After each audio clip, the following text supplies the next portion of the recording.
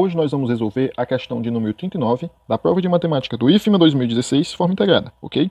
Antes de nós darmos início, eu peço que você se inscreva no nosso canal, ative o sininho das notificações e deixe o seu like no vídeo, certo? Isso valoriza muito o nosso trabalho aqui no YouTube, beleza? Então assim, ó, a questão 39 ela diz o seguinte, ó, dois retângulos R1 e R2 são tais que a medida da base de R1 é o triplo da medida da base de R2. A medida da altura de R1 é a terça parte da medida da altura de R2. Nessas condições, é verdade que nós temos aqui as alternativas A, B, C, D, E, ok? Então assim, ó, vamos lá, marcar aqui os dados importantes da questão. Temos dois retângulos. Um retângulo é o R1 e o outro retângulo é o R2, beleza?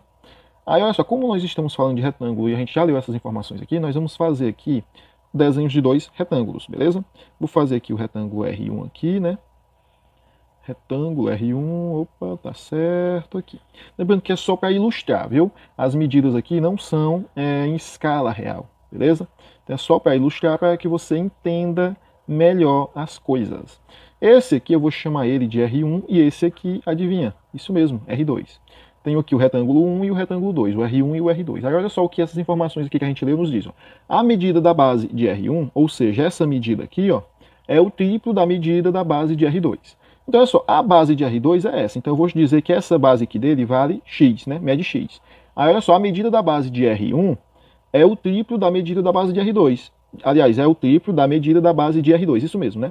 Então, essa medida aqui da base de R1 mede 3 vezes o valor da medida da base de R2. Se a base de R2 vale x, né, a gente disse que é x, então a base de R1 vai valer 3x. Tranquilo. Aí olha só, a medida da altura de R1 é a terça parte da medida da altura de R2. Então, se a altura de R2 mede y, né, então a altura de R1, né, vai valer a terça parte da medida da altura de R2. Então, a altura de R1 vai valer y sobre 3, né? Que é a terça parte. Até aqui tudo tranquilo, né? Tudo sussa, não é isso? Tudo tranquilo até aqui. Então, olha só o que a gente vai fazer aqui. Nós vamos calcular a área do R1 e a área do R2 e o perímetro também, tá bom? Então, lá vamos nós. A área do R1, né? Ó, a área do R1 é igual a base vezes a altura, ou seja, 3x vezes y sobre 3, ok? Então, a área do R1 é igual a... Nós podemos simplificar aqui, né? Esse 3 corta com esse 3 e sobra x vezes y. Então, a área do R1 é x vezes y, beleza? Então, vou marcar aqui, ó, né? Deixar aqui selecionado aqui, né? Destacado, para ficar melhor. Então, a gente achou a medida da área do triângulo, ó. Aliás, do retângulo R1, né? A área do R1 mede x vezes y. Ok. Vamos agora atrás da área do R2. Então, a área do R2 é igual a base vezes a altura, ou seja, x vezes y. Olha que interessante, observa aqui. A área do R1 é igual à área do R2, viu? Isso é bem interessante. Então, vamos dar continuidade. Agora, nós vamos calcular o perímetro do R1. Lembrando que o perímetro é a soma de todos os lados, beleza? O perímetro é a soma de todos os lados. Então, olha só. O perímetro do R1 vai ser 3x mais... Esse lado aqui também mede 3x, viu? Ó, 3x aqui também. E esse lado aqui, ó, mede y sobre 3, tá bom? Então, vai ser 3x mais 3x mais... Continuando aqui, ó, mais y sobre 3 mais y sobre 3, beleza? Não coube, eu improvisei.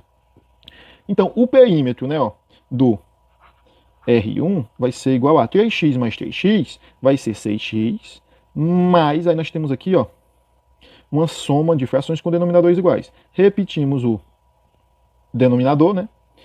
Uma soma de frações com denominadores iguais. Repetimos o denominador e somamos os numeradores. Y mais y vai dar 2y. Então aqui nós temos agora, ó, o perímetro do R1, beleza? Esse aqui é o perímetro do R1, ok? 6x mais 2y sobre 3.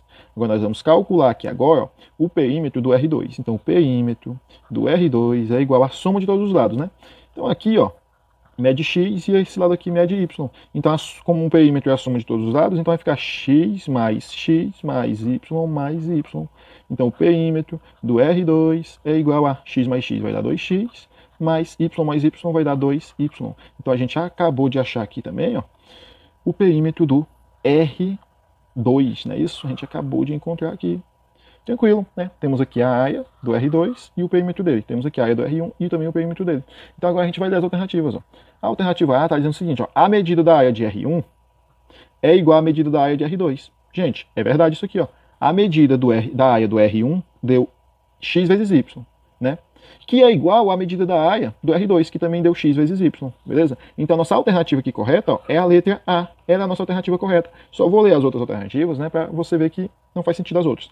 Olha só, o perímetro de R1 é igual ao perímetro de R2. Gente, olha para cá. Esse aqui é o perímetro de R1, esse aqui é o perímetro do R2. Não é igual, beleza? Então, letra B também não é. Letra C. O perímetro de R1 é o dobro do perímetro de R2. Olha para cá. O perímetro do R1 é o dobro do perímetro de R2? Não, não é isso, viu? Dá de perceber aqui olhando que não é. Letra D. A medida da área de R2 é o dobro da medida da área de R1? Não, a gente já viu que elas são iguais. Letra E. A medida da área de R1 é o triplo da medida da área de R2? Também não, a gente já viu que elas são iguais. Então, a nossa alternativa correta aqui, ó, é a letra A, ok? A de abelha. A gente deu as outras para ficar um pouco melhor seu entendimento. Então, a nossa alternativa correta é a letra A. A medida da área de R1 é igual à medida da área de R2. A gente provou isso aqui, não é isso? Então, obrigado por assistir nosso vídeo. Inscreva-se no nosso canal, compartilhe nossos vídeos, curta, comente e até a próxima aula.